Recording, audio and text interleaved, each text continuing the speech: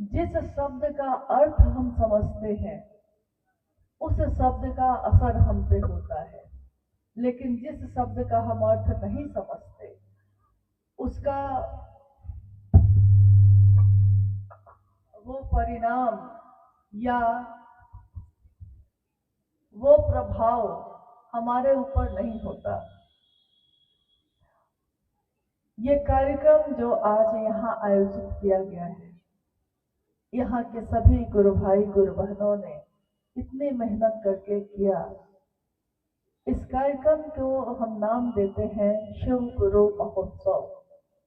जैसा कि नाम से ही स्पष्ट है, शिव गुरु का महोत्सव।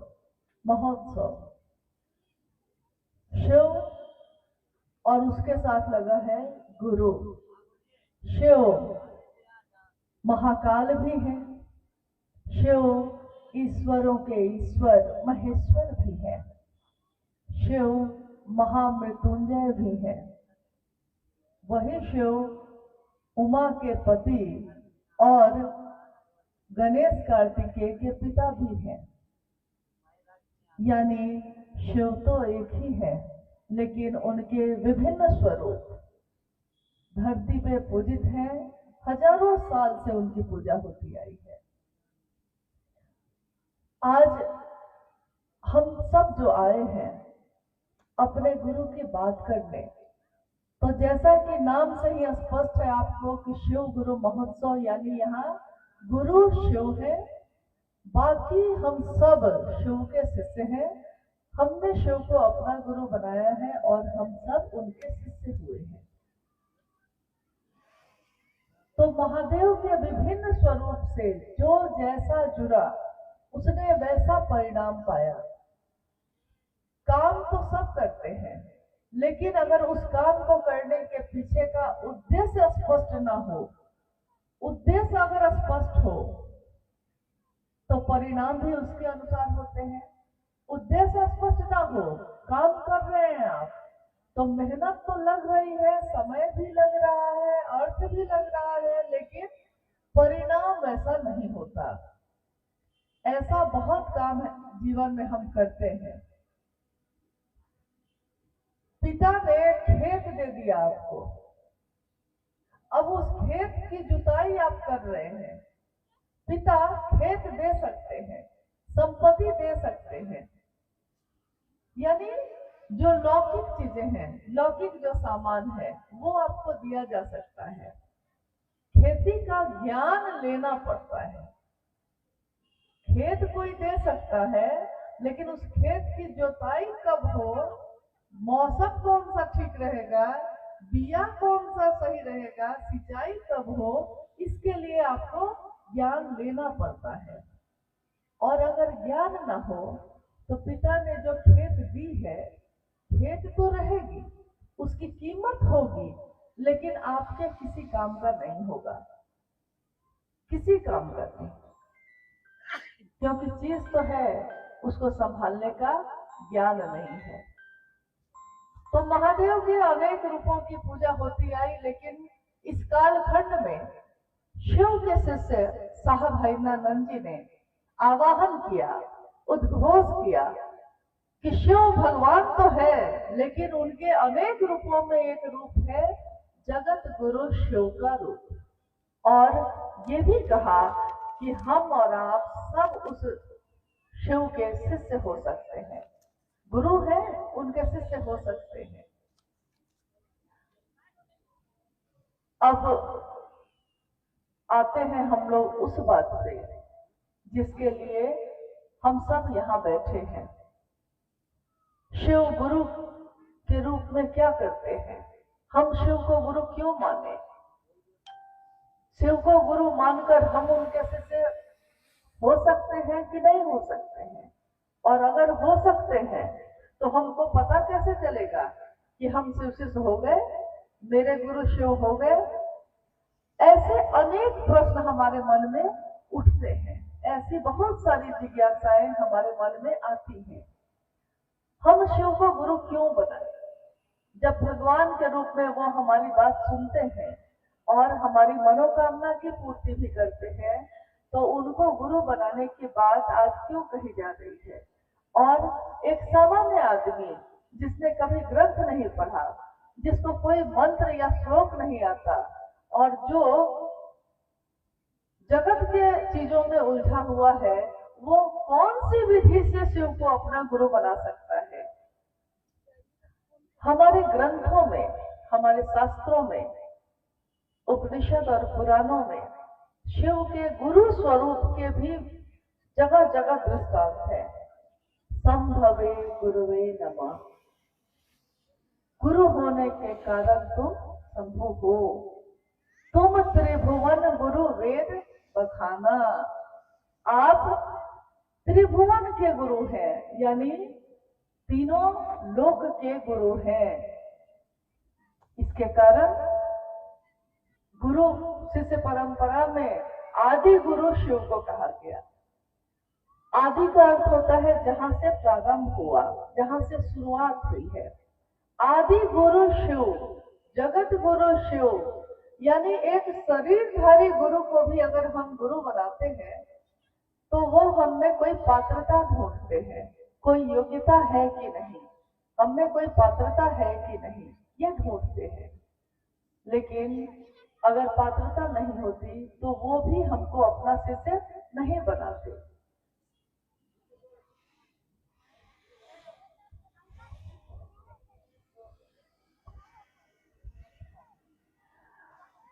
नहीं बनाते हैं। यानी कि कोई गुरु भी हमको शिष्य तभी बना सकते हैं जब हम उनके अनुकूल उनके पास जाएंगे। दुनिया में बहुत सारे स्कूल और कॉलेज हैं। स्कूल और कॉलेज में अगर हम अपने बच्चे का एडमिशन कराते हैं तो उसमें मास्टर पहले उसकी परीक्षा लेते हैं कि बच्चे को अमुक अमुक चीज आती है कि नहीं आती है। अगर आती है तो इस स्कूल में एडमिशन होगा, और अगर नहीं आती है तो उसको छांट देना है। ऐसा होता है कि नहीं? हम लोग अपने बच्चों को जब एडमिशन दिलाते हैं तो पात्रता ढूंढी जाती है, बच्चा दिमाग से तेज है कि नहीं। दिमाग से तेज है तो एडमिशन होगा, और अगर नहीं है तो इस स्कूल में एडमिशन नहीं होगा। यानी शैक्षणिक गुरु भी अपने शिष्य को शिष्य बनाने के लिए, विद्यार्थी बनाने के लिए उसमें पात्रता ढूंढते हैं, योग्यता ढूंढते हैं। अध्यात्म के जगत पे अध्यात्म का अर्थ क्या हुआ और लौकिक का अर्थ क्या हुआ? लौकिक और पारलौकिक, ये दोनों दुनिया एक साथ चलती है। लौकिक जिसमें हमारा घर है, हमारा परिवार है, हमारा समाज है, ये धरती है, ये अंबर है, ये पेड़ पौधे हैं, ये पानी है, ये आग है, ये सारी चीजें जो हमारी ये दृष्टि, हमारी ये नजर देख सकती है, जो हमारे कान सुन सकते हैं, जो हम छू सकते हैं, जिसका हम गंध ले सकते हैं, यानी वो सारी चीजें जहां हमारे पांचों ज्ञानेंद्रिय काम करती है, वो सारी चीजें लौकिक है।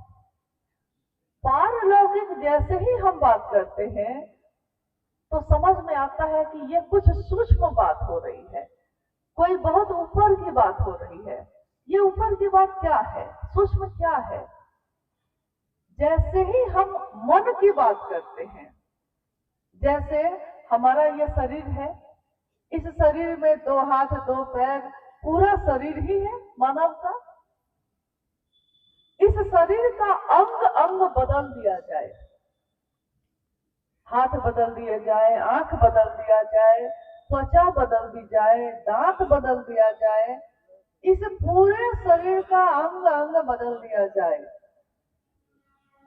तब भी वो रहेगा कि नहीं जो इस शरीर में है? क्योंकि शरीर तो हम नहीं है। आप ही कहते हैं, हम ही कहते हैं कि आज मेरा मन नहीं है, आज मेरा मन दुखी है, मेरे मन को ये अच्छा नहीं लगा, मेरे मन को ये बहुत अच्छा लगा। यानी जब हम ये बोलते हैं कि मेरे मन को ये अच्छा नहीं लगा, आप नहीं, आप कह रहे हैं कि आपके अंदर जो सूक्ष्म चीज है उसको ये चीजें अच्छी नहीं लगी। शरीर की बात आप नहीं कर रहे, मन की बात कर रहे हैं। और ये मन हमारे पूरे शरीर में कहाँ रहता है, आज तक विज्ञान भी पता नहीं कर सका। वो कहता है कि कोई एक औरा है जो कहीं कहीं आभास होता है, लेकिन ये जो ऊर्जा जो हमको जीवित रखती है, जिंदा रखे हुए है, ये ऊर्जा हमारे शरीर में, पूरे शरीर में कहाँ है, आज तक सही सही कोई नहीं बता सका। लेकिन इसी ऊर्जा के कारण हम जीवित हैं। और जिस दिन इस शरीर से वो निकल जाता है तो हमारा शरीर भी मृत मान लिया जाता है और कहा जाता है कि ऊर्जा खत्म हो गई, चली गई। ये ऊर्जा जो दिखाई नहीं देती, जिसके कारण हम जीवित हैं, जिसके कारण हम सांस ले पा रहे हैं, हवा है, लेकिन अगर सांस लेने और सांस को उतारने की जो विधि चल रही है शरीर में, अगर वो काम करना बंद कर दे तो हवा भी है, शरीर भी है, लेकिन आदमी की मौत हो जाती है।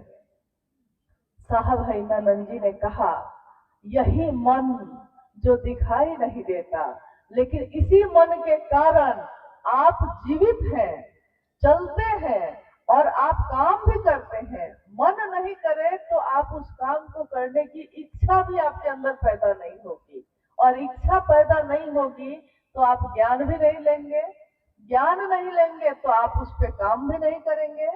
इच्छा, ज्ञान, क्रिया, यानी कोई एक विचार, इच्छा, मेरे अंदर इच्छा पैदा होगी तब ना हम उसके बारे में पता करेंगे, तब ना हम खोजेंगे, ढूंढेंगे।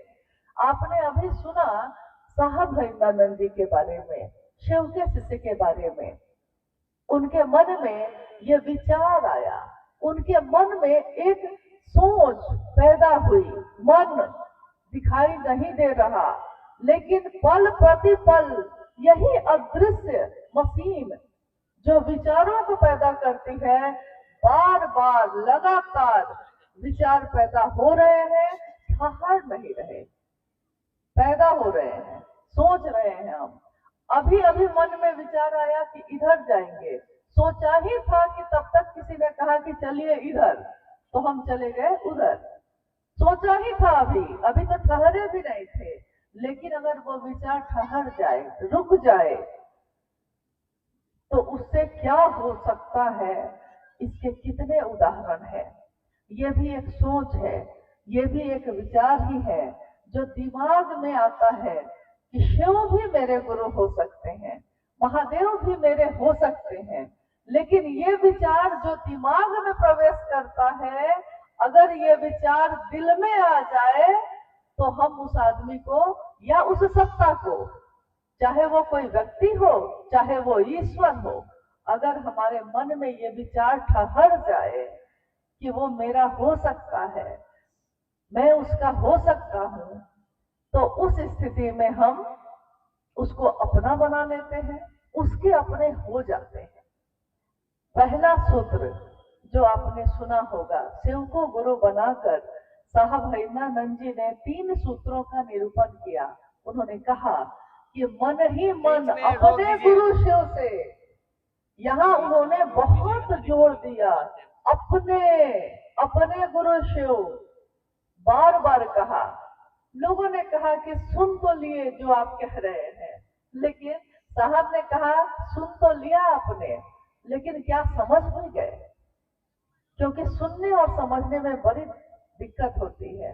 सुन तो लिया है कि हाँ ये मेरा बेटा है, लेकिन अगर समझेंगे नहीं कि मेरा बेटा है तो हम उसकी परवाह नहीं करते, हम उसकी देखभाल नहीं करते।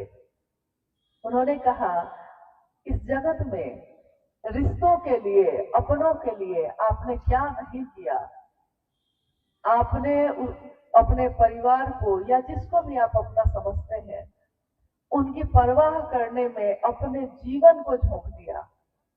सुबह से रात हो जाती है, सुबह उठे हैं तब से चक्कर की तरह घूम रहे हैं। कोई व्यापार कर रहा है, कोई दुकान में बैठा है, कोई नौकरी कर रहा है, कोई खेती कर रहा है, कोई जंगल से लकड़ी ला रहा है, कोई खेत में जा रहा है, कोई खाना बना रहा है, कोई खिला रहा है।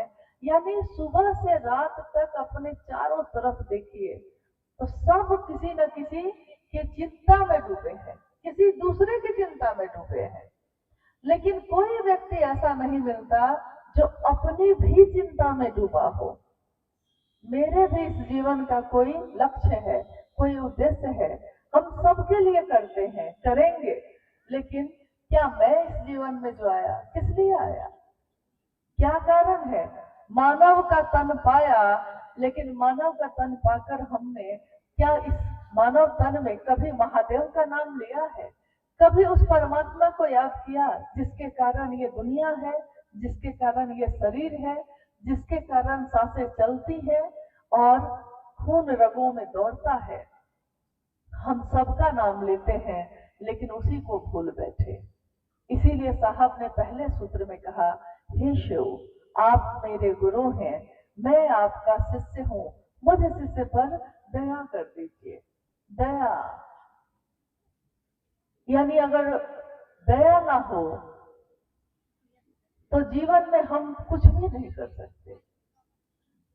थोड़ी दूर तक हमारा शरीर, हमारा मन जो साथ देगा उतना तक तो कर लेंगे, लेकिन अगर कोई मदद ना करे, कोई हम पे दया ना करे, वो परमात्मा दया ना करे, तो हम कुछ भी नहीं कर पाते। साहब ने कहा, महादेव भी गुरु होंगे तो मात्र दया से ही हो जाएंगे, उनकी दया से ही सारी चीजें हो जाती हैं। हाँ, दिखता है कि हम आप कर रहे हैं बहुत सारे काम, दिखता तो है कि हम खेत में जोत रहे हैं, दिखता है कि हम बिया लगा रहे हैं, दिखता है कि पौधा हुआ है, लेकिन अनाज को पैदा हम आप नहीं कर पाते। ये कौन करता है? जो दिखता नहीं, जो कहीं समझ में नहीं आता, होता कैसे है? हमारे बच्चे हमारे सामने पैदा होते हैं, बड़े हो जाते हैं, हमारी दृष्टि के सामने बड़े होते हैं, कब बड़े हो गए पता ही नहीं चलता। एक पौधा आपने अपने घर में लगाया है, वो पौधा आपकी आंखों के सामने ही विशाल वृक्ष बन गया, लेकिन ये कब बड़ा होता गया पता ही नहीं चला। आंखों के सामने जो चीज हो रही थी, लेकिन वो इतनी सूक्ष्म है, इतनी सूक्ष्म है कि इन आंखों से वो दिखती ही नहीं है, लेकिन आपकी आंखों के सामने वो बड़ा हुआ है। इस मैदान में जितने भी पेड़ है आज, ये सारे पेड़ शुरू से तो इतने बड़े नहीं थे। किसी ने बीज लगाया होगा, पौधा हुआ होगा, छोटा सा मुलायम सा। अगर मौसम अनुकूल ना मिले तो बीज खत्म हो सकता है, पौधा कोई कुचल के जा सकता है, लेकिन आज इन विशाल वृक्षों को गिराने के लिए किसी को सोचना पड़ेगा, आसान नहीं है गिराना।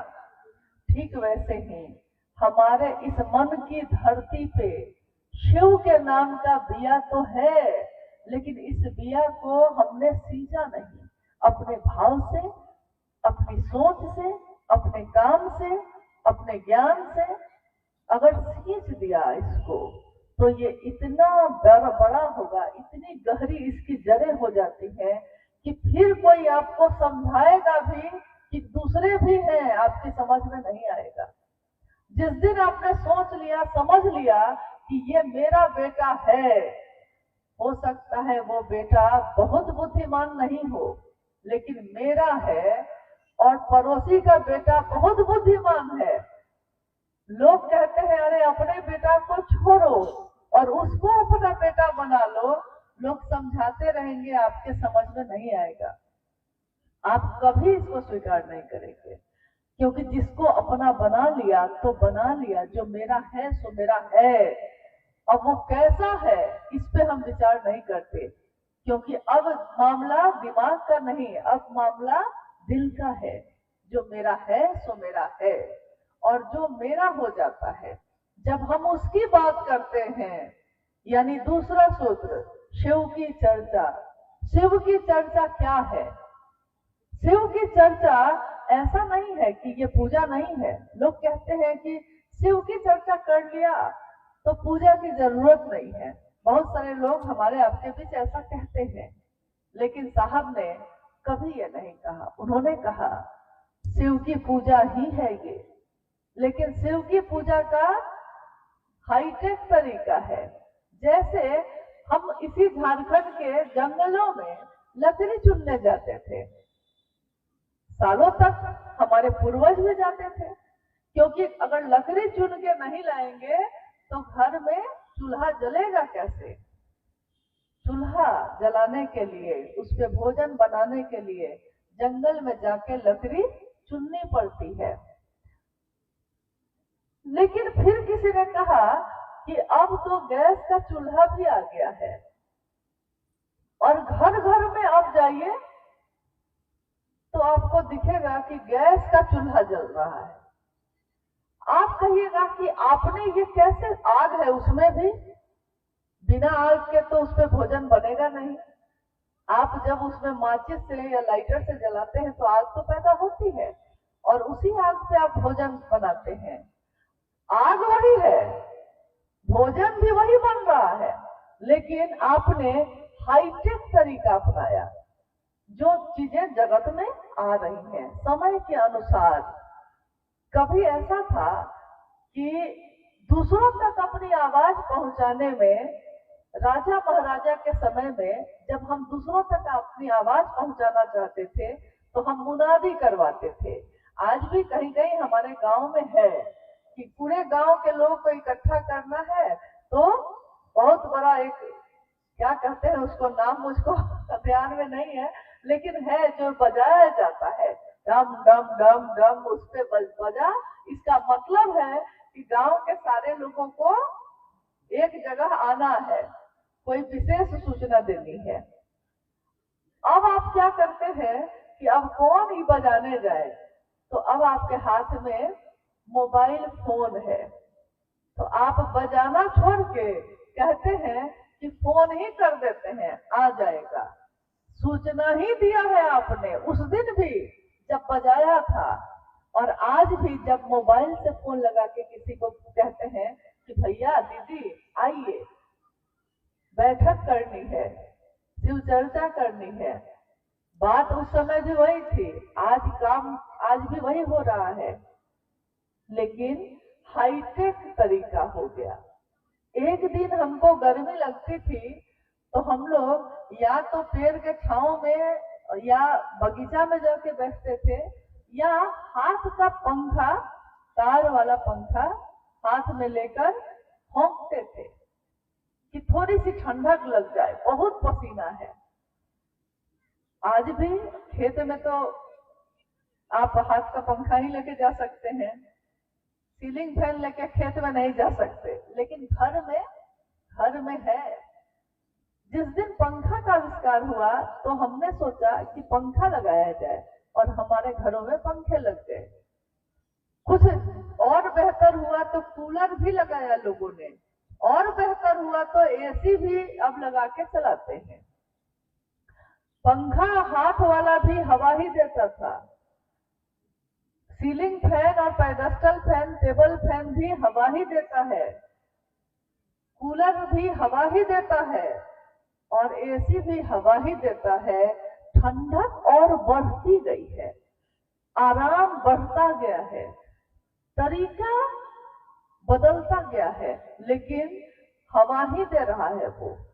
तो कहिएगा कि एसी हाथ के पंखा का हाईटेक तरीका है, मतलब टेक्नोलॉजी, यानी बहुत ऊंची स्थिति में है ये।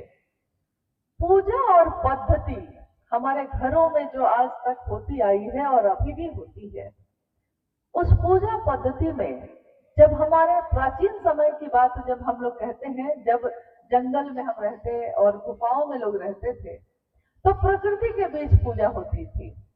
धीरे धीरे हम लोग पेड़ की पूजा करने लगे, पानी की पूजा करने लगे। आज भी हमारे घरों में पेड़ और पानी की पूजा होती है, क्योंकि प्रकृति, हमारे पूर्वज जानते थे कि प्रकृति ना हो तो आप भी जीवित ना रहेंगे। इसलिए उन्होंने प्रकृति से जोड़ा।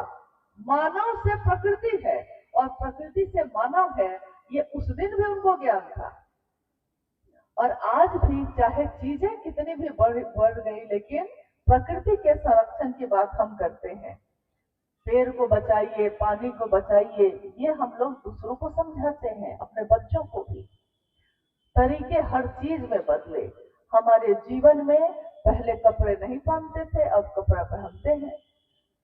तो हमारे जीवन में बहुत सारी चीजें बदली। पहले आग पैदा करते थे, 2 पत्थर लिया है, जोर जोर से रगड़ा तो 2 पत्थर के घर्षण से अग्नि पैदा हो गई। लेकिन अब अग्नि के लिए आप माचिस और लाइटर से ही अग्नि पैदा कर ले रहे हैं।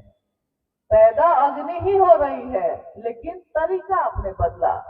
शिव की चर्चा क्या है? लोग कहते हैं नहीं, पूजा अलग है, शिव चर्चा अलग है। बिल्कुल ऐसा नहीं है। शिव चर्चा भी शिव की पूजा ही है। कैसे? पहले हम अपने घरों में, अपने पूजा घर में महादेव, भगवती, कुल देवता या अन्य देवी देवताओं के सामने प्रार्थना करते, फूल फल चढ़ाते, प्रसाद चढ़ाते, अगरबत्ती और दिया जलाते और हम कहते कि थोड़ी हम पे दया कीजिए, थोड़ी हम पे कृपा कीजिए, मेरा घर परिवार ठीक रहे, समाज भी परिवार सब ठीक रहे। और हम सोचते कि हाँ, वो मेरी बात सुन रहे हैं। इसके लिए कि ईश्वर प्रसन्न हो जाए, देवी देवता प्रसन्न हो जाए, हम लोग अलग अलग तरह की आरती, स्तुति, मंत्र, यानी कि कोई ऐसी चीज जिससे वो देवता खुश हो जाए, जिससे वो देवी खुश हो जाए, हम गाते रहे हैं, आज भी गाते हैं। बस साहब श्री ने इतना ही कहा कि महादेव को पता है कि वो कितने अच्छे हैं। महादेव की मूर्ति के सामने खड़े होके आप कहते हैं कि कर्पूर गौरम करुणावतारम संसार सारम भुजगेंद्रहारम। आप महादेव की मूर्ति के सामने खड़े होके कह रहे हैं कि आप कर्पूर की तरह गौरवर्ण हैं। आप क्या हैं, क्या हैं, क्या हैं, मतलब उनको बताए जा रहे हैं। साहब ने कहा महादेव को पता है यार कि वो क्या है, लेकिन अगर महादेव इतना अच्छा है, इतना सुंदर है, इतना सत्य है, तो दुनिया को क्यों नहीं बताते? दुनिया को भी बताइए कि वो महादेव सत्य है, सुंदर है, सत्यम शिवम सुंदरम। यानी अगर कोई सत्य है जिसकी सच्चाई नहीं बदलती तो वो शिव है, और जिसकी सुंदरता का कभी क्षय नहीं होता, जो नित्य नवीन है, अति प्राचीन भी है, लेकिन पल प्रतिपल वो अभी अभी उत्पन्न हुए। ऐसे हैं उस महादेव के बारे में जो ज्ञान के निधि अगम है, और जिनकी प्रार्थना करने के लिए आपको कोई कर्म करने की जरूरत नहीं है। बस अपने मन को खाली एकाग्र करना है और महादेव को पुकार लेना है। वो महादेव जो देवों का देव भी है, वो महादेव जिसके यहाँ इंसान, नर, नारी, नाग और देवता और गंधर्व भी, राक्षस और पिशाच भी बराबर माने जाते हैं, वो महादेव मेरा आपका गुरु हो जाए तो इससे सुंदर बात और क्या हो। और वो गुरु है, लेकिन हम लोग ही भूल के बैठे हैं। किसी को भी हम गुरु बनाएंगे, वो कुछ दूर तक तो हमको ले जाते हैं। ऐसा नहीं कि नहीं ले जाते हैं, ले जाते हैं। हम किसी ज्योतिषी से पूछने जाते हैं, हम किसी वास्तुशास्त्र से पूछते हैं, हम पंडित पुरोहित से पूछते हैं, थोड़ी दूर तक तो वो ले जाते हैं। ऐसा नहीं कि नहीं ले जाते हैं, लेकिन रो रो नरक के भागी को भी अगर कोई निखार सकता है, छोटे मोटे पाप के लिए तो पुण्य में बदलने की सामर्थ्य है, लेकिन अगर कितने जन्मों के कर्मफल अगर इकट्ठे हो गए हैं और करोड़ों करोड़ों नरक के भागी बनेंगे, ऐसा भी पाप कुछ हो गया है, उससे भी रो रो नरक के भागी को भी उबार देंगे शंभु, हे रघुर के बल जा। गलहार लेंगे शंभू। महादेव के गले में जो नाग है वो जहरीला है, टेढ़ा चलता है, डसना उसका स्वभाव है, उसकी प्रवृत्ति है। आप उसको बचाने भी जाइएगा तो वो अपने बचाव में भी आपको डस लेता है, उसका स्वभाव है, इसमें उसका कोई दोष नहीं। लेकिन वैसे स्वभाव का भी शिव के पास बस झुक गया है, बस उसने अपने सीने के बल चला गया है और महादेव ने उसको अपने गले में धारित किया है। उस परम गुरु, उस आदि गुरु, उस विश्व गुरु, उस जगत गुरु शिव के सामने अगर जगत के लोग सिर्फ मन से पुकारेंगे, हे शिव आप मेरे गुरु हैं, ये पुकार उनकी झूठ भी अगर बार बार कहेंगे तो कहते हैं एक दिन सच बनी आई। झूठ कहत कहत भी एक दिन सच बन जाता है। ये पुकार अगर मन से उठ जाए, महादेव आप मेरे हैं मैं आपका हूँ, तो वो महादेव हमको आपको कहाँ धारित करेंगे। वो महादेव कोई पात्रता नहीं ढूंढते। कारण एक ही है कि जो जगत का है वो पात्रता कैसे ढूंढेगा।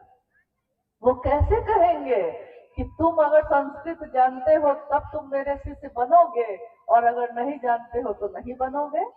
तुम अगर ब्रह्मचारी हो तो मेरे शिष्य बनोगे और अगर गृहस्थ में रहते हो तो नहीं बनोगे।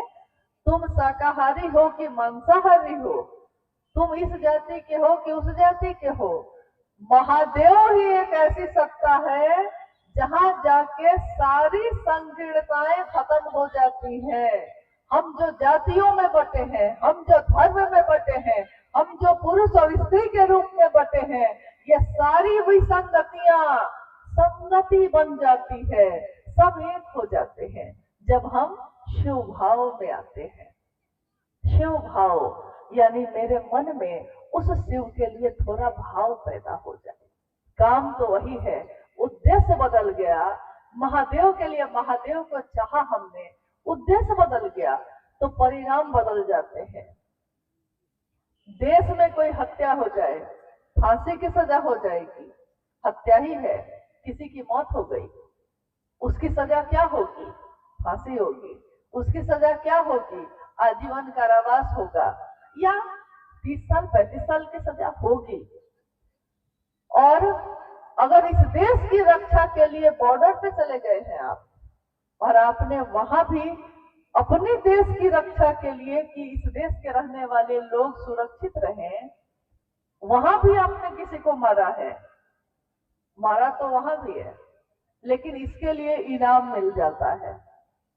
बात तो दोनों एक ही हुई, लेकिन नहीं, एक नहीं हुई। उद्देश्य बदल गया आपका। आपने सबके हित के लिए अगर कुछ किया है तो परिणाम अच्छे हैं, और अगर अपने लिए सिर्फ अपनी खुशी, अपने व्यसन के लिए कुछ किया है तो उसके परिणाम घातक होते हैं।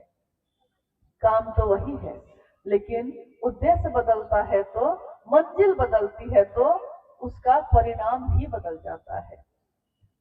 साहब ने कहा शिव ही हमारे गुरु हैं, शिव ही हमारी गति है और शिव ही हमारे गंतव्य है। गुरु गंतव्य मतलब मंजिल, और चलने के लिए जो ताकत चाहिए वो देने वाले भी वो स्वयं ही हैं। क्यों नहीं उस शिव को अपना गुरु बनाए।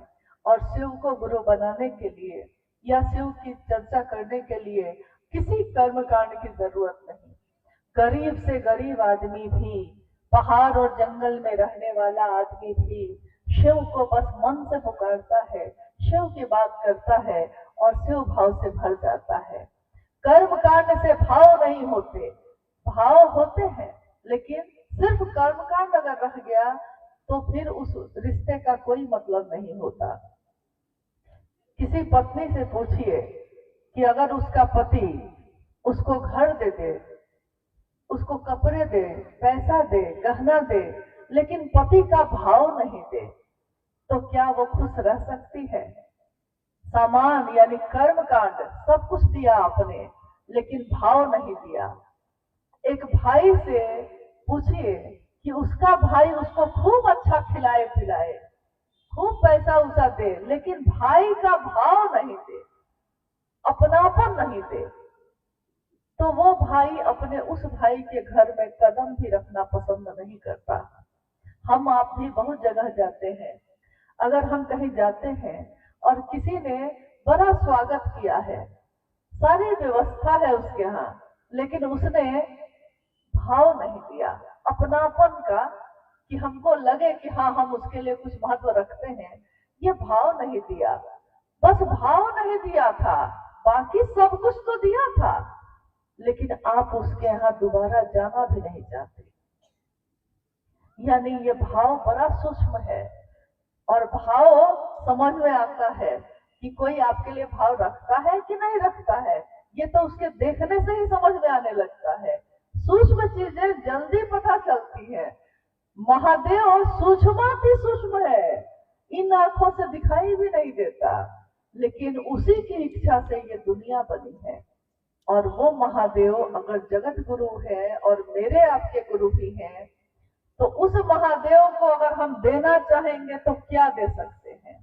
आप कहिएगा कि हम खूब फल देंगे, तो दे दीजिए, उस महादेव के ही तो सारे फल हैं, सारी दुनिया तो उसी की, उसको दीजिएगा भी तो उनके किस काम का? आप कहिएगा कि हम खूब मिठाई चढ़ाएंगे, तो मिठाई चढ़ाइएगा और चढ़ाते तो आप महादेव को है, लेकिन खाते तो हम लोग खुद हैं। महादेव खाने लगे अगर, तो हम मिठाई ही चढ़ाना छोड़ दें। तो खैर, कपड़ा चढ़ाते हैं, खुद पहनते हैं। महादेव को न कपड़े, चारों दिशाएं जिसका आनंद हो, चारों दिशाएं जिसका वस्त्र हो, दिगंबर दिशाएं जिसका वस्त्र हो, और जो काल भी जिससे भयभीत होकर भजता है, शिव शिवम शिव शिवम, वो महादेव को हम आप अगर देना चाहें तो क्या क्या दे सकते हैं? हम कुछ भी देंगे उनके सामने, इन चीजों का कोई मोल नहीं और कोई अर्थ नहीं। लेकिन सिर्फ एक चीज ऐसी है जो हम सबके पास है और एक जैसी है, और महादेव को बस वही चाहिए। हम सारी चीज तो देते हैं, बस वो भाव ही नहीं देते। भाव, महादेव सिर्फ भाव से ही मिलते हैं, और गुरु के रूप में बिना भाव के भी मिलते हैं। साहब ने कहा कि हम तो इंसान है ना भाई, अगर भाव नहीं पैदा हुआ तब महादेव नहीं मिलेंगे, तो ऐसा नहीं है। गुरु के रूप में अविश्वास में भी अभाव, भाव नहीं है आपके अंदर, संशय है, यहाँ तक कि अब शब्द भी हो सकता है आपने कहा हो, लेकिन गुरु मान लिया है। अब गुरु मास्टर यही है, ये मान लिया और ठहर गए। ठहर गए मतलब रुक गए इस पे, कि अब महादेव को मान लिया तो मान लिया, अब दूसरे की तलाश करने नहीं जाएंगे। रुक गए, ठहर गए, तो परिणाम क्या क्या होते हैं? भगवान बुद्ध जब शरीर में थे, एक जंगल से गुजर रहे थे। उस जंगल के बारे में चारों तरफ खबर थी कि इस जंगल में एक डाकू रहता है। डाकू अंगुलीमाल उसका नाम था, और उसकी इतनी चर्चा थी कि अगर कोई उधर से गुजर जाए, उसके इलाके से कोई गुजर जाए, तो वो इतना क्रूर था कि वो सिर्फ मारता ही नहीं था, मारकर उसकी उंगलियों को काट कर और उसकी माला पहन के घूमता था। इसीलिए उसका नाम ही पड़ गया डाकू अंगुलीमाल। एक बार उस रास्ते से बुद्ध जा रहे थे, गांव के लोगों ने देखा तो कहा, भगवान आप इधर क्यों जा रहे हैं? आपको नहीं मालूम है कि बहुत बड़ा डाकू रहता है इधर? बुद्ध ने कहा कि अब बढ़ गया तो बढ़ गया, जीवन और मरण तो उसके हाथ में है, बढ़ गया तो बढ़ गया, अब वापस नहीं जाऊंगा। और अकेले ही वो जंगल में, घने जंगल में बढ़ गए। आगे बढ़ते बढ़ते अचानक एक आवाज सुनाई दी, बहुत तेज आवाज गूंजी, ठहरो। बुद्ध ठहर गए। आवाज फिर से आई, क्या तुम्हें डर नहीं लगता है? क्या तुमने सुना नहीं कि ये मेरा इलाका है? मेरे नाम से लोग थर्राते हैं और तुम कैसे चले आए? मेरा नाम अंगुलीमाल है, डाकू अंगुलीमाल है। बुद्ध ठहर गए और उन्होंने शांत भाव से उसी तरह मुड़ के कहा कि तुमने कहा ठहरो, मैं ठहर गया, लेकिन तुम कब ठहरोगे? तुमने कहा ठहरो, मैं ठहर गया, लेकिन तुम कब ठहरोगे? और कहानी है, घटना है कि उसके बाद डाकू अंगुलीमाल उनके पैरों पे गिर पड़ा और उसने कहा मुझको अपना शिष्य बनाइए, क्योंकि ये तो किसी ने मुझसे कहा ही नहीं, कभी किसी का साहस ही नहीं हुआ मुझसे ये कहने का, ठहरो, तुम कब ठहरोगे? और कहते हैं डाकू अंगुलीमाल ठहर गया। गुरु शब्द की मार से भी जगा सकते हैं। शब्दन मार जगाएगी जो रे, शब्द गुरु के सूक्ष्म से सूक्ष्म सत्ता है शिव, किसके माध्यम से किससे बुलवाएंगे, किसको ठहराएंगे, कुछ कहना मुश्किल है, लेकिन उन्हीं की बात सुनते सुनते कितने लोग ठहर गए। ये जीवन एक बार मिला है, सबसे सुंदर मौका है, संभावना है जीव से शिव होने की। कभी हम इधर जाते हैं, कभी हम इधर जाते हैं, कभी हम सोचते हैं कि सब कुछ मेरे ही हाथ में है। जब तक हम जवान हैं, युवा हैं, हाथ में ताकत है, तब तक तो लगता है कि सब कुछ मेरे ही हाथ में है, लेकिन जिस दिन ये शरीर निर्बल हो जाता है, वही लोग जिन्होंने आपको कहा कभी कि हाँ आप तुम्हारे लिए कुछ भी करेंगे, आप उनके लिए किसी उपयोग के नहीं। देखिए, सत्यता यहाँ बदल जाती है, सुंदरता यहाँ लोगों की बदल जाती है। आज का झूठ कल सच हो जाता है, आज का सच कल झूठ हो जाता है, लेकिन एक जगह तो ऐसी है जो कभी नहीं बदलेगी। जो है, जैसे है, जिस परिस्थिति में है, उस महादेव को अपना बनाइए। महादेव गुरु के रूप में उस जीवात्मा को, अंधेरे में पड़ी जीवात्मा को भी रोशनी में ले आते हैं। हमारे पूर्वजों ने कहा कि ज्ञान का दिया जब जलता है तो सारा अंधेरा दूर हो जाता है। मन का अंधेरा, जगत का अंधेरा तो हम टॉर्च जला के दूर कर सकते हैं, बत्ती जला सकते हैं, दिया जला सकते हैं, तो दुनिया का अंधेरा तो दूर हो जाता है। लेकिन अगर उस रोशनी में भी मेरे मन में अगर अंधेरा है, तो उस अंधेरे को कौन दूर करेगा? उन्होंने कहा कि महादेव है। जैसे ही उनका नाम लेते हैं, इस शब्द का अर्थ अगर पता है आपको, तो इस अर्थ में भाव है, और जैसे ही आपके मन में ये प्रवेश करता है, आपके मन में फैला सारा अंधेरा स्वतः दूर हो जाता है। अंधेरे को दूर नहीं करना पड़ता, अंधेरा रोशनी के आते ही गायब हो जाता है। उसको हटाना नहीं पड़ता, भगाना नहीं पड़ता। जैसे ही रोशनी आती है, अंधेरा तो खुद ही खत्म हो जाता है। उस रोशनी को अपने जीवन में लेकर आइए, ताकि हमारे जीवन में, हमारे मन में फैला अंधेरा दूर हो सके। तीसरे सूत्र में उन्होंने कहा, मन ही मन उस शिव को प्रणाम करिएगा। शिव की चर्चा भी शिव के लिए करिएगा। बाकी दुनिया के सारे काम तो हम दूसरों के लिए करते ही हैं। जगत बेचकर जगत खरीदते हैं, यानी कभी धान बेचते हैं तो कभी साबुन खरीदते हैं, कभी धान बेचा है तो बेटी का ब्याह करने के लिए कपड़ा और गहना खरीदते हैं, यानी जगत की चीज को बेची है और जगत की चीज खरीदी है। ये रिवाज तो पुराना है, सदियों से होता आया है, लेकिन महादेव के लिए महादेव को चाहा है हमने। ये जगत का प्रचलन नहीं है, दुनिया ने ये काम नहीं किया कभी। महादेव ने सब कुछ दिया, हमने महादेव को अपना भाव भी नहीं दिया। ये एक रास्ता है शिव की शिष्यता का, जिसकी मंजिल भगवान शिव स्वयं है। स्वयं मतलब स्वयं, सिर्फ वो और कोई नहीं। इस जगत का कोई भी मेरी मंजिल नहीं हो सकता, क्योंकि मंजिल तो बदल जाती है। आज ये व्यक्ति अगर मेरी मंजिल है, इस व्यक्ति का शरीर खत्म होगा तो मेरी मंजिल खत्म हो जाएगी। लेकिन वो अगर मंजिल बन जाए जो स्वयं हूँ है, और न इनके जन्म का पता, न इनकी मौत आज तक सुनी है, वो महादेव ही अगर मेरी मंजिल हो जाए, इससे सुंदर बात और कुछ भी नहीं हो सकती।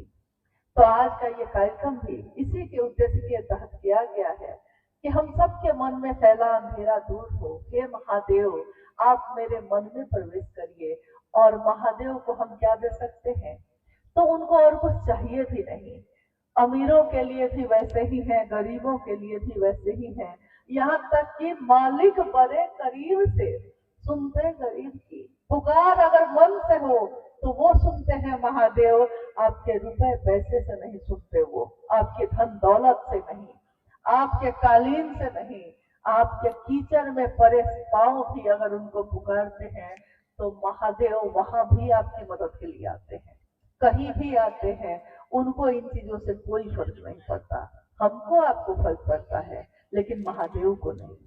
आइए हम लोग इस कार्यक्रम में, अगर कोई जिज्ञासा आई है, कोई प्रश्न आपके मन में अगर उठा है, सचमुच में उठा है, तो कोशिश करेंगे हम लोग कि उसका उत्तर दे सके। लेकिन कोई यहाँ विद्वान तो है नहीं, जितना आपने जाना है उतना ही, या शायद हो सकता है उससे भी कम मैं जानती, लेकिन इतना जानती हूँ कि भूल गई सब कुछ, याद नहीं अब कुछ। बस एक बात नहीं भूली, और महादेव की दया बनी रहे कि ये बात न भूलो। ये महादेव आप ही हैं मेरे, और कोई नहीं। ये बस याद रह जाए। ये बात साहब ने याद दिलाई थी। उन्होंने कहा कि भूल जाओ सब कुछ अगर, तब भी चलेगा, बस उसको मत भूलना। उसको अगर याद रख दिए, राजा अगर तुम्हारा है तो राजा का सारा राज्य भी तुम्हारा ही है। अगर उस घर का मालिक मेरा है तो घर का सारा कुछ मेरा ही तो है। बस उनको याद रखे, हम इतनी कोशिश करते हैं। एक जिज्ञासा है, सीताराम भाई जी का दारू से जो है लिखते हैं, साहब लिखे हैं, जियो तो शिव, बनो तो शिव, रहो तो शिव, तो हम कैसे बने? ये पंक्ति है, एक पुस्तक साहब श्री ने लिखी, आओ चलें शिव की ओर। उस पुस्तक में ये पंक्ति उन्होंने लिखी। कोरोना काल में ये पुस्तक लिखी गई। आज बहुत सारे गुरु भाई गुरु बहन इसको पढ़ते हैं और उनके विचारों पे चलते हैं। ये रास्ता दिखाता है उनको, चलना तो उनको खुद ही पड़ेगा। उसी की एक पंक्ति है, जियो तो शिव, बनो तो शिव, रहो तो शिव। भाई ने कहा कि इसका अर्थ क्या होता है? जियो तो शिव। शिव कैसे जीते हैं? शिव जिनको तस्वीरों में हम लोगों ने देखा है, या जिनका एहसास हम करते हैं। तो बाकी देवी देवता का एहसास जब हम करते हैं तो कोई महलों में दिखता है, कोई मुकुट सोना चांदी का लगाए हुए दिखता है। लेकिन जब महादेव का सोचते हैं तो तस्वीरों में या जो एहसास होता है उसमें महादेव की जटाओं को देखते हैं बिखरा हुआ। देखते हैं कि महादेव बर्फ की चट्टान पे बैठे हैं, बर्फ में पर्वत पे बैठे हैं, लेकिन निहंगी बैठे हैं, यानी आनंद की मूर्ति बनकर बिना वस्त्र के बैठे हैं। चिता की भस्म ही जिनके लगाने का आभूषण सुंदरता सब है, और न्यूनतम व्यवस्था में बैठे हैं। देखिए हम लोग को कितना सीखने के लिए, ये तस्वीर भी उनकी अगर है तो क्या सिखाती है हम लोगों को? जियो तो शिव सिखाती क्या है? शिव कैसे जीते हैं? न्यूनतम व्यवस्था में भी सुखी रहा जा सकता है। ये संदेश, ये समझ शिव गुरु के रूप में देते हैं, ईश्वर के रूप में भी देते हैं। लेकिन हम जानना चाहेंगे तब ना। वो बताते हैं कि अगर एक वस्त्र एक बार में एक ही कपड़ा ना पहनिएगा, एक बार में 2-3 रोटी ही ना खाइएगा। कोई अगर अरबपति होगा वो भी खाना में रोटी ही खाएगा, और कोई अगर जंगल में रहेगा तो वो भी रोटी ही खाएगा, यानी 2 रोटी मिल जाए। और रहने को एक छत हो, झोपड़ी भी हो सकती है, प्लास्टिक का शेड भी हो सकता है, महल भी हो सकता है, रहने की एक छत हो। रहिएगा तो एक ही कमरे में ना, 10 कमरे का भी अगर घर बनवा लीजिए, लेकिन रहिएगा तो एक ही जगह ना, सोइएगा एक ही चारपाई से ना, सारे पलंग पे घूम घूम के तो सोइएगा नहीं। तो उन्होंने कहा कि जीना है तो शिव जैसा जियो, कि अगर ये न्यूनतम व्यवस्था भी है मेरे पास, लेकिन अगर परिवार में आनंद हो, मन में आनंद हो, आनंद की मूर्ति से मन मिलता हो, तो उस आनंद के सामने बड़े बड़े महल के वैभव भी फीके पड़ जाते हैं। जीना है तो उनके जैसा जियो, बनो तो शिव। शिव जैसा बनना मतलब क्या होता है? आपने देखा होगा कि जहां जाइए सब एक दूसरे के लिए घृणा से भर गए हैं। इंसान का हृदय जो बना, इंसान का शरीर और मन जो है वो करुणा है, ममता है, सहानुभूति है, एक दूसरे के लिए अपनापन है। लेकिन आज देखिए दुनिया में कि हर आदमी एक दूसरे से चिल्ला रहा है, बोल रहा है, घृणा बढ़ गई, प्रेम कम हो गया, यहाँ तक कि अपनों की बड़ाई भी नहीं करते लोग। कितने लोगों को आपने देखा होगा कि अगर किसी में कोई गुण हो, घर में बहू आई है, भोजन बहुत अच्छा बना रही है, लेकिन मजाल है कि कोई उसकी बड़ाई कर दे खुले दिल से, बड़ा मुश्किल है। ये कहना कि तुमने जो बनाया हमको भी नहीं आता, इतना अच्छा बनाया, कितना सुंदर बनाया, आपने जो ये काम किया कितना सुंदर किया, इतना अच्छा तो हमको भी नहीं आता। इस तरह की बोली तो आजकल सुनने में ही नहीं आती। यानी कोई किसी की प्रशंसा में अपना दिल बड़ा नहीं करता, दिल बड़ा करता है लेकिन बुराई करने में। जितनी शिकायत उसकी कर लीजिए, जितनी उसकी बुराई कर लीजिए, उतना उसको मन लग रहा है। 2 घंटा 4 घंटा कब बीत गया पता ही नहीं चलता। लेकिन अगर कह दीजिए कि किसी की प्रशंसा भी तो करिए, कुछ तो अच्छा किया होगा उसने। हर व्यक्ति के अंदर अगर अवगुण है तो गुण भी है, गुण और अवगुण दोनों है ना। आप गुण क्यों नहीं देखते, आप अवगुण क्यों देख रहे हैं? उसको भी तो महादेव ने बनाया है। तो अवगुण है या गुण है, महादेव ठीक करेंगे। थोड़ा अपने दिल को बड़ा तो करिए। अगर महादेव देखने लगे कि हम में गुण है कि नहीं तो क्या होगा? महादेव के बारे में कहा गया कि अशेष गुणम है, उनमें इतने गुण है, इतने गुण है, इतने गुण है कि गुण शेष ही नहीं होते, खत्म ही नहीं होते। और कहा गया कि गुणहीनम है, कोई गुण ही नहीं है उनमें। देखिए दोनों पहलू तो महादेव के ही ना है, कोई गुण भी नहीं, लेकिन इतने गुण है, इतने गुण है कि खत्म ही नहीं होते। तो जब महादेव की बनाई हुई दुनिया है, आप हम कौन है किसी की इतनी समीक्षा करने वाले? अरे अगर दे सकते हैं, बनना है तो शिव बनिए ना।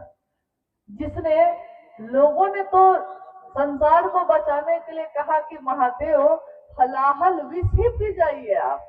कहानी है ना, कथा तो है, ये सुना है आपने, कहानियां कथा तो खूब सुने हैं सब कुछ, कि समुद्र का मंथन हुआ और जब उसमें से बहुत सारे रत्न और अमृत भी निकले, लेकिन उसमें हलाहल निकला। हलाहल यानी कालकूट विष, एक ऐसा विष जिसके निकलने से ही चारों तरफ इतना जहर फैलने लगा कि लोग मूर्छित होकर, देवी देवता भी मूर्छित होकर गिरने लगे। तो लोग दौड़े किसके पास? महादेव के पास, और कहा हे महादेव रक्षा करिए, त्राही माम करके दौड़े, रक्षा करिए। यानी क्या करिए? रक्षा करने के लिए क्या कहना होगा? कोई जिससे प्रेम करता हो उसको कहेगा कि जहर पी लीजिए मेरे लिए? नहीं कहता। लेकिन कोई चारा जब नहीं था तो सबको पता था कि एक ही है जो ऐसा कर सकते हैं, तो कहा कि महादेव बचाइए। और महादेव कहानी है ये, कथा है ये, कि महादेव ने पूरा जहर अपनी अंजुरी में भरा और पी गए। कंठ पे माँ पार्वती को अच्छा न लगा, हाय उनके पति के साथ ऐसा क्यों कर दिया। प्रेम करती थी ना उनको कष्ट हुआ।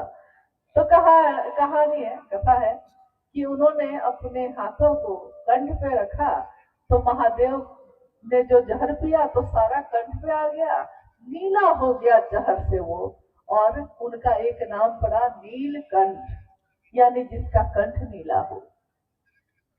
सोच लीजिए महादेव के साथ क्या क्या ना हुआ। इससे ज्यादा हम लोग के साथ तो नहीं हुआ होगा, हम लोग तो पी भी नहीं सकते, जहर पिएंगे तो तुरंत खत्म हो जाएंगे, लेकिन हम लोग के साथ तो इतना खराब नहीं हुआ होगा। महादेव ने क्या दिया दूसरों को? महादेव ने बदले में क्या दिया?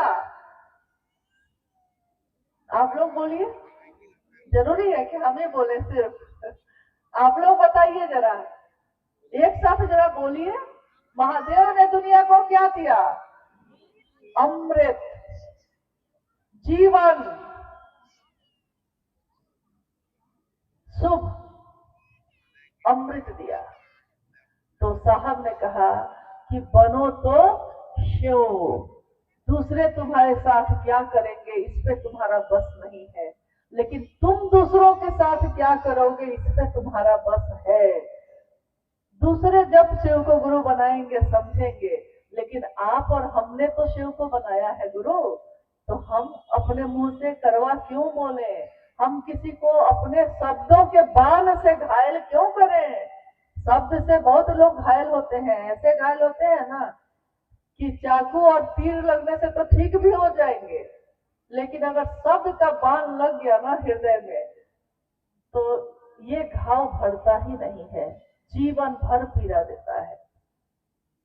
अपने इस बाण को अगर हम रोक लें सिर्फ, तो कितने लोगों का शुभ हो जाए, कितने लोगों का भला हो जाए। तो शब्दों के बाण को भी रोक लें थोड़ा, और अपनी प्रवृत्ति को भी, क्योंकि जो शिव की बात करता है वो शिव जैसा होता है। शिव बनो तो शिव, रहो तो शिव।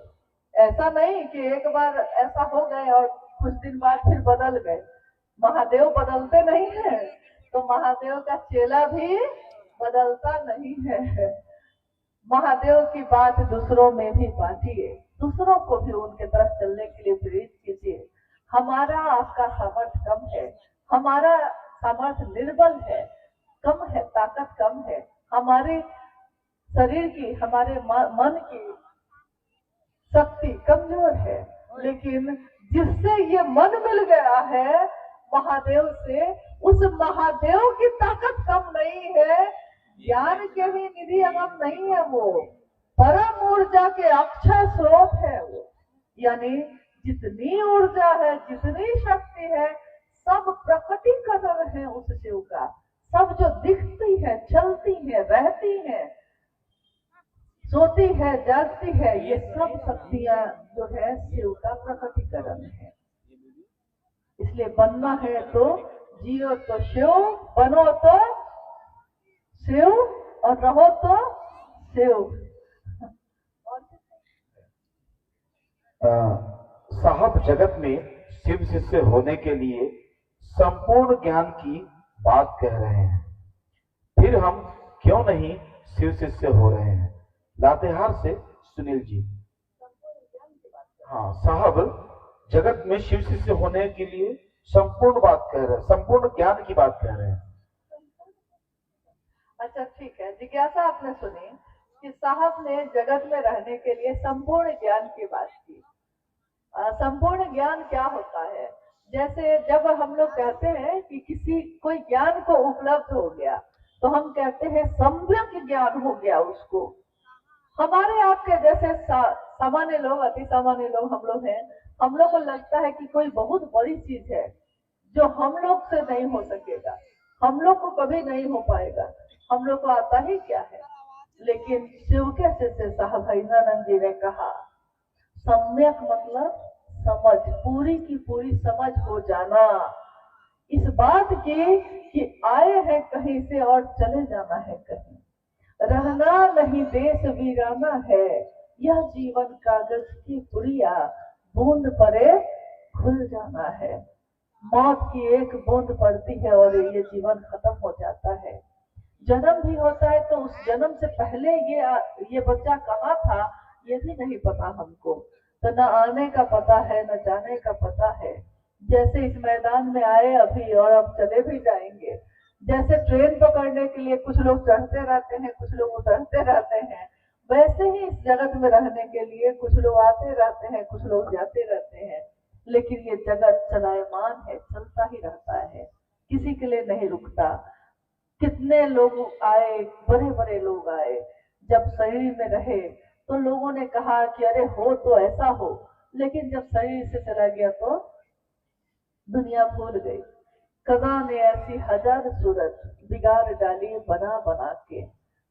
बड़ी सुंदर ये पंक्ति है जिसको साहब ने बार बार कोट किया और कहा कि बहार दिन है चंद रोजा, बहार दिन है चंद रोजा, न चल यहाँ सर उठा उठा के। कज़ा ने ऐसी हजार सूरत बिगाड़ डाली बना बना के। बाहर के दिन चंद रोज के होते हैं, इतना सिर उठा उठा के मत चलिए, इतना अहंकार ठीक नहीं है। क्योंकि कज़ा ने, समय ने ऐसी कितनी सूरत बनाई और बिगाड़ डाली। इसलिए रहना है, जो बड़ा होता है, जिसमें फल होते हैं, वो वृक्ष नम्र होते हैं, झुके होते हैं। तो रहना है तो वैसे रहिए जैसे शिव होते हैं।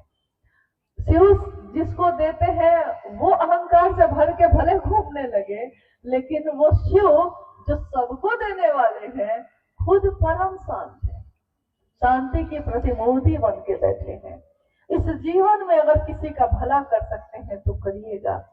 महादेव की बात करने वाला दूसरों के हित का सोचता है, कभी भी अहित नहीं सोचता किसी का। दूसरों का शुभ हो, दूसरे भी प्रेरित हो शिव की दिशा में चलने के लिए। शिव हमारे भारत की, हमारे देश की संस्कृति की जड़ों में है, घर घर में है। आप बताइए 33 करोड़ देवी देवता कहे जाते हैं, बाबा कह के आपने किसको पुकारा है? ईश्वर भगवान का दर्जा तो बहुत लोगों को दिया, लेकिन बाबा तो आपने महादेव को ही कहा। बाबा यानी पिता का भी पिता, और भी ज्यादा प्रिय। तो उस बाबा को आज अपना गुरु बनाने की बात है। अपना बनाइएगा तो दर्द होगा। महादेव की बात करने वाला, महादेव की दिशा में चलने वाला, कहते हैं कि गुरु अपने शिष्य में दिखते हैं। शिव कैसे गुरु हैं, शिष्यों को देख के ही कोई समझेगा। मेरा बेटा अगर फर्स्ट डिवीजन से पास करता है तो उसके मास्टर के बारे में आप पता करते हैं। आप कहते हैं कि कौन मास्टर पढ़ाया है भाई, मास्टर बड़ा अच्छा है। क्योंकि बच्चा अबोध हो सकता है, बच्चा कभी गुण वाला और बिना गुण वाला हो सकता है, लेकिन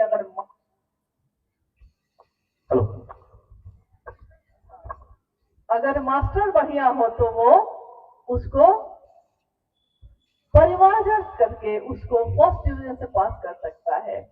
जब एक शरीरधारी गुरु भी अपने शिष्य को ईश्वर की तरफ प्रेरित कर सकते हैं, तो गुरुओं के गुरु, सदगुरुओं के गुरु, जगत गुरु शिव जब मेरे आपके गुरु होंगे, तो अब गुरु परिमार्जन करेंगे हमारा आपका। चाहे हमको कुछ आता हो ना आता हो, लेकिन मात्र अपने भाव को थोड़ा अर्पित करिएगा। और विचार भी किया है शिव को गुरु बनाने का अगर, तो इस पे ठहरे रहिएगा। ये ठहरना ही परिणाम ला देता है, रिजल्ट ला देता है। ठहरे रहिए मतलब कि मन से रुक गए हैं तो रुकिए, फिर चलने की जिद ना करिए। शिष्य की राह पे चल पड़े हो अगर, साथ चलने चलाने का वादा करो। रुक गए हो सकता है ना कि कभी आप रुक गए हो चलते चलते, रुक गए हो तो रुकने की जिद ना करो, फिर से चलने चलाने का वादा करो। शिष्य की राह पे, ये राह चलती रहती है, राही भी चलते रहते हैं मंजिल की तलाश में, मंजिल की जुस्तजू में। अभी एक और है, अच्छा ठीक है, छोटा सा प्रश्न है।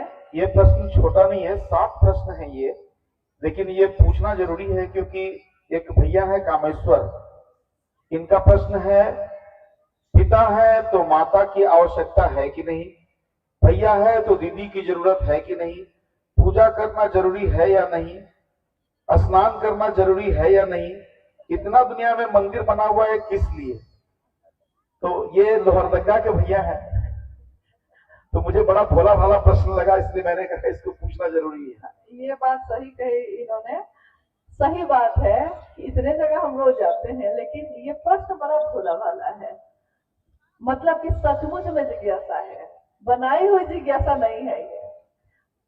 तो सूची है, तो सूची के अनुसार हम लोग जल्दी जल्दी इसको करने का प्रयत्न करते हैं।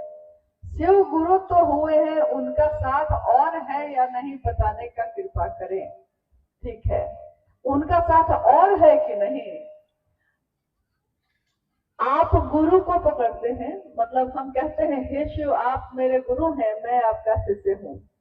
अब आपने कहा है बस, लेकिन अब मास्टर साहब इसी की तलाश में बैठे थे कि जगत गुरु तो हूं मैं, लेकिन जगत के लोग मेरा शिष्य ही नहीं बन रहे हैं। तो जैसे ही कोई जगत का कोई कहता है हे शिव आप मेरे गुरु हैं, कि महादेव ही अब उसको पकड़ लेते हैं। तो जिसको महादेव ने पकड़ लिया हो वो छूटेगा कैसे।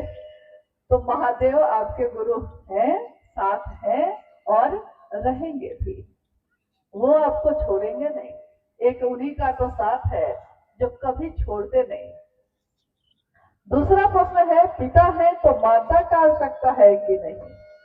अरे भाई पिता बने ही है इसलिए है कि माता और पिता दोनों साथ हुए तभी ना कोई पिता बनता है, तभी ना कोई माँ बनी है। लेकिन ये प्रश्न बड़ा अजीब है कि माता की आवश्यकता है कि नहीं। अरे भाई माता की सबसे ज्यादा आवश्यकता है ठीक है, लेकिन सच में बड़ा सीधा साधा प्रश्न है।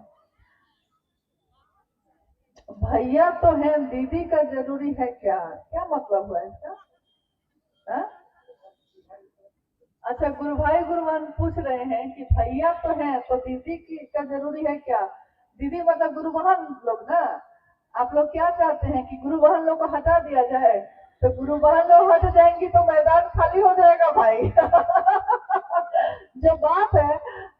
लेकिन गुरु भाई और गुरु बहन, हमारे गुरु शिव का एक रूप और है, अर्धनारीश्वर, यानी पुरुष और स्त्री दोनों का संतुलन, दोनों जरूरी है, दोनों बराबर में है, न कोई ज्यादा न कोई कम। अगर असंतुलन होता है तो शिव असंतुलन पसंद नहीं करते, क्योंकि उनका चरित्र भी देखते हैं आप, जीवन चरित्र या तस्वीर या कुछ भी देखते हैं आप, तो आपने देखा होगा कि गृहस्थों के भी साकार आदर्श शिव हैं।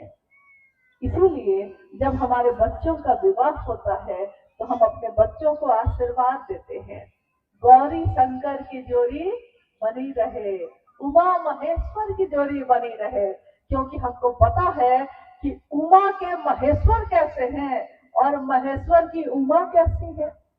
उमा ने कहा कि वरहूं शंभु नहीं तो रहूं कुंवारी, और शिव ने भगवती का जब साथ लिया तो हर जगह बराबर में, संतुलन में, यानी ये गृहस्थ में भी संतुलन देखना हो, शिव भाव देखना हो, तो शिव का परिवार गृहस्थों का साकार आदर्श भी है वो। इसीलिए भैया का रहना भी जरूरी है और दीदी का रहना भी जरूरी है, दोनों का रहना जरूरी है। संतुलन हो जाए तो और सुंदर हो जाएगी। स्नान करना जरूरी है या नहीं। अगर पानी है तो नहा लीजिए, लेकिन अगर राजस्थान के रेगिस्तान में रहते हैं तो नहाना तो चाहते हैं आप, लेकिन पानी नहीं है। और इसी पे देखिए बहुत बड़ा संदेश साहब ने दिया है तो ये हंस रहे हैं हम लोग, लेकिन आप भी जानते हैं कि जीवन को जीने के लिए अगर पानी ना हो तो जीवन कितना कठिन होगा। इसलिए साहब ने शिव को गुरु बनाने का आह्वान तो किया, उसके साथ साथ उन्होंने इस चीज पे अपने जीवन में हमेशा बहुत जोर दिया कि वृक्ष लगाए जाए, जरूरत हो तो वृक्ष कटे लेकिन वृक्ष लगाए जाए।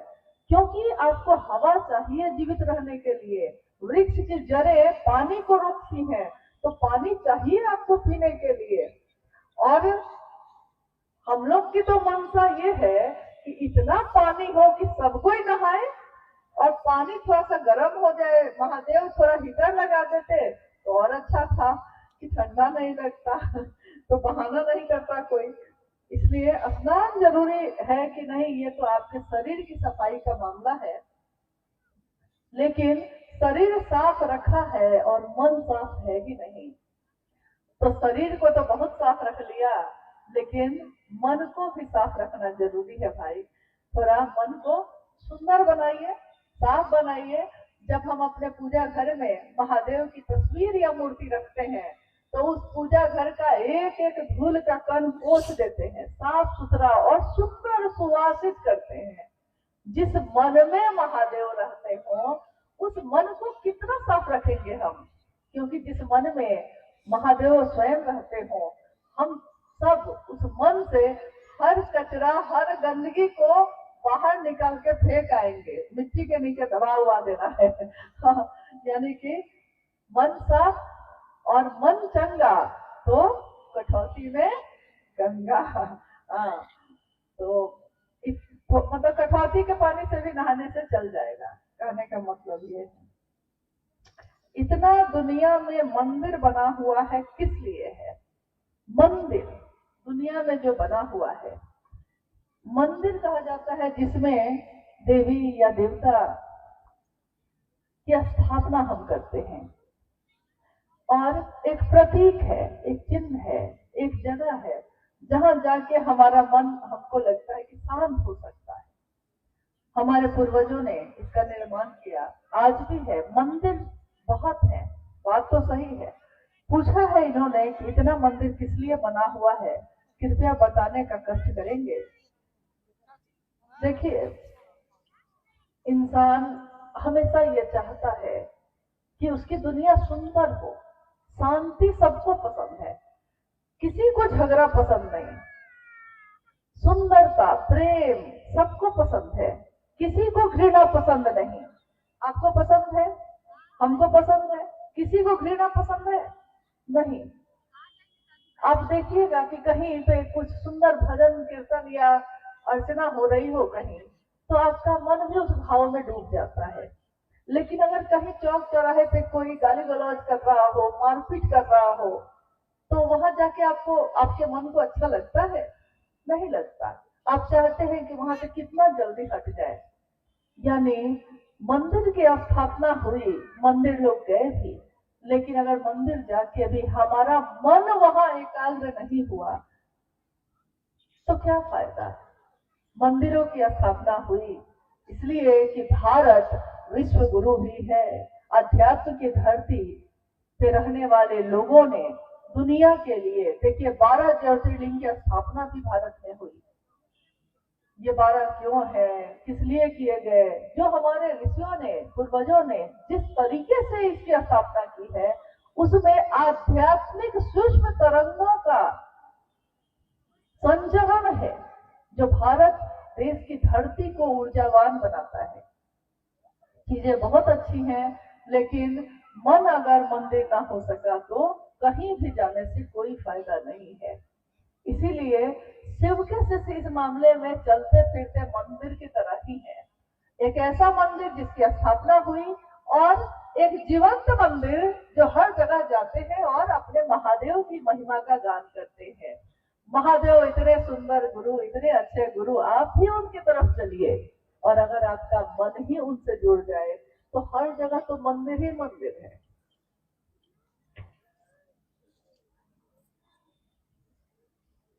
ये क्या है? ये अच्छा, अंतर्यामी। हाँ, माफ कीजिएगा। हाँ, ये अंतिम प्रश्न है जिसको हम लोग पढ़ रहे हैं, और ये है आज के लिए अंतिम। मतलब आजकल लोग शब्द का अर्थ से अनर्थ भी बनाते हैं भाई। जीवन का तो हम लोग को नहीं पता कि कब तक जीवित रहेंगे, कब तक नहीं रहेंगे, लेकिन अंतिम मतलब ये मत समझ लीजिएगा कि अभी तुरंत हम जाने वाले हैं ऊपर, अभी नहीं। हाँ, कुछ दिन बाद हो सकता है ऐसा हो जाए। अंतिम प्रश्न मतलब आज के इस कार्यक्रम का, इसमें है कि अंतर्यामी गुरु शिव हैं, तो साक्षात गुरु की आवश्यकता पड़ती है क्यों? साक्षात गुरु का अर्थ हुआ शरीरधारी गुरु। देखिए, जो शरीरधारी गुरु हैं वो भी आपको परमात्मा से ही मिलाते हैं। कोई जो ईश्वर से जुड़ा हुआ आदमी होगा, जो शिव से जुड़ेगा, अध्यात्म की धरती पे चलेगा, उसकी मंशा यही होती है कि दूसरे भी उस तरफ चले, तो कुछ दूरी तक तो वो ले जाते हैं, ये भी बात सच है, लेकिन आखिर वो भी शिव से लेकर ही हमको देते हैं। और साहब ने कहा कि वो भी शरीर में आए, उन्होंने भी शिव को अपना गुरु बनाया, चाहते तो वो भी गुरु बन जाते, लेकिन उन्होंने देखा कि इतने गुरु तो पहले से है नहीं। और शिव के बारे में भी उन्होंने कहा कि गुरु शंकर रूपिणम, यानी गुरु कैसा हो तो शंकर जैसा हो। उन्होंने कहा शंकर जैसा क्यों? स्वयं जब गुरु शिव है तो दूसरे की तलाश क्यों है? जब हम शिव, एक शिव है गुरु, तो दुनिया ऐसी हो गई है, अगर दुनिया के लोग उस शिव को अपना गुरु बनाएंगे तो दुनिया कितनी सुंदर होगी।